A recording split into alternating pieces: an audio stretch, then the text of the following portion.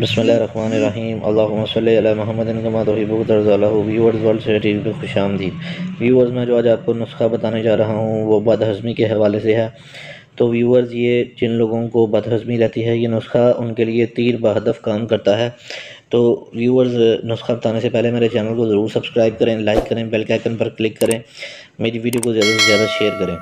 तो व्यूअर्स सबसे पहले जो मैं आपसे बात करना चाहूँगा, ये जो मैदे के मसाइल आते हैं ये किस वजह से आते हैं। मैदे के मसाइल इस वजह से आते हैं कि जब इंसान खुराक खाता है और उसको उसके खुरारे जो हैं वो उन्हें ख़त्म नहीं करता, यानी कैलोरीज़ को खारिज नहीं करता, वर्जिश नहीं करता, एक्सरसाइज नहीं करता, खाकर बैठ जाने से, इन सब मसलों से जो है वो मैदे के मसाइल का सामना करना पड़ता है और उससे मोटापा भी आ जाता है।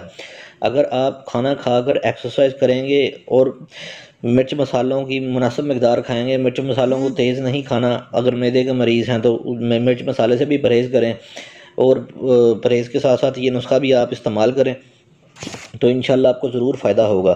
तो व्यूअर्स चलते हैं अपने नुस्खे के अज्जा की तरफ। नुस्खे के अज्जा व्यूअर्स बिल्कुल सादा से हैं। आपने इसमें ले लेनी है पहले अजवाइन देसी 4 तोला, कलवंजी का तेल आपने ले लेना है 6 कतरे, आपने 6 कतरे कलवंजी का तेल और अजवाइन 4 तोला ले लेना है। इसको लेमन की स्कंजवी में आपने इसको खाना खाने के बाद चाय वाला छोटा आधा चम्मच इस्तेमाल करना है। तो इंशाल्लाह ये नुस्खा इस्तेमाल करने से आपको बेपनाह फ़ायदा होगा और आपकी बदहज़मी के अलावा जो है बदहज़मी के अलावा मैदे की तज़ाबियत में भी ये नुस्खा आपको फ़ायदा करेगा।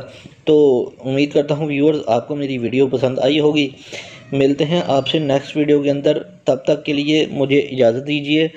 अस्सलामु अलैकुम।